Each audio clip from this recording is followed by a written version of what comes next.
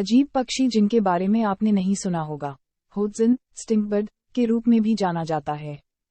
इस पक्षी के पास एक अद्वितीय पाचन तंत्र है जो खाद जैसी तेज गंध पैदा करता है। काकापो, न्यूजीलैंड का मूल निवासी उड़ान रहित तोता। ये पक्षी दुनिया का सबसे भारी तोता है और उड़ नहीं सकता।